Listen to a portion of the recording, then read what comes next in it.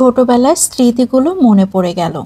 যখন ঝুম বৃষ্টি হতো বর্ষার দিনে, মা আমাদের এই খাবারটা তৈরি করে দিতেন।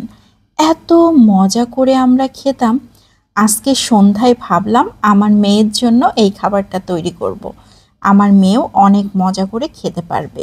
প্রথমেই আমি আধা কাপ ভাতের চাল নিয়ে নিয়েছি, একদম নর্মাল যে ভাতের চাল, সেই চালটা নিয়ে সামান্য একটু লবণ ও পানি দিয়ে মাখিয়ে একটা সাইডে রেস্টে রেখে দিয়েছি। এখন একটা পেঁয়াজ নিয়ে নিয়েছি, পেঁয়াজটাকে মিহি কুচি করে নিচ্ছি। কাঁচামরিচ নিয়ে নিয়েছি 3টা, কাঁচামরিচগুলোকেও খুব সুন্দর করে মিহি কুচি করে নিচ্ছি। যতটা সম্ভব মিহি কুচি করে নিলে সব থেকে ভালো হবে।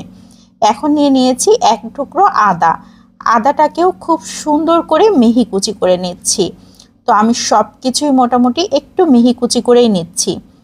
এখন নিয়ে নিয়েছি একটা টমেটো, টমেটোটাকেও খুব ভালো করে কুচি করে নিতে হবে।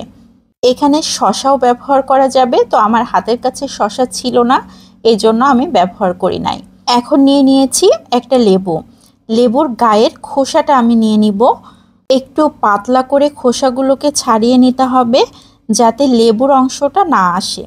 তো আমি অল্প করে নিয়ে নিয়েছি। এখন মিহি কুচি করে লেবুর খোসাটাকেও কেটে নিয়েছি।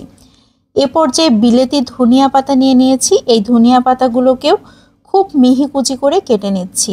আমি সব কিছুই মোটামুটি মিহি কুচি করে কেটে নিয়েছি। এখন একটা সাইডে রেখে দিচ্ছি। এদিকে চুলাতে একটা প্যান বসিয়ে দিয়েছি, সেখানে মাখিয়ে রাখা চালগুলোকে নিয়ে নিচ্ছি। এই চালগুলো দেবার পর অনবরত নাড়াচাড়া করতে হবে। নাড়াচাড়া কিন্তু বন্ধ করা যাবে না, তাহলে চালগুলো নিচ থেকে পুড়ে যাবে, তখন আর ভালোভাবে ফুটবে না। তো চালগুলো কিন্তু খুব সুন্দরভাবে ফুটে গিয়েছে, একদম মুড়ির মতো হয়ে গিয়েছে। তো এ পর্যায়ে আমি একটা সাইডে রেখে দিচ্ছি। এদিকে আরও একটা পাত্র নিয়ে নিয়েছি, সেখানে কেটে রাখা সব কিছুই নিয়ে নিয়েছি। এখন দিয়ে দিচ্ছি 1/4 চা চামচের মতো বিট লবণ, 1 চিমটির মতো সাধারণ লবণও দিয়ে দিয়েছি, 1 চা চামচের মতো কাসুন্দি দিয়ে দিয়েছি। 1 স্লাইস লেবু নিয়ে নিয়েছি, লেবুর রসটাকেও খুব ভালো করে দিয়ে দিয়েছি। এখন হাতের সাহায্যে খুব ভালো করে মাখিয়ে নিচ্ছি।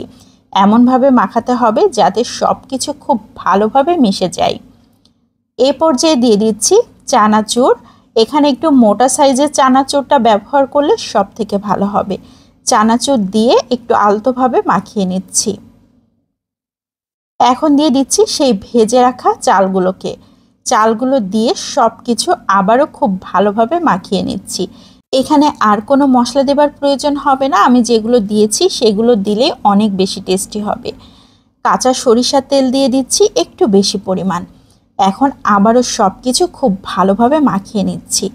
এত সুন্দর একটা সেন্ট বের হচ্ছে, মনে হচ্ছে এখনই খাওয়া শুরু করে দিই। এই মাখাটা খেতে এত বেশি টেস্টি হয়, যতই খাই মন ভরবে না। এত মুখরোচক একটা খাবার।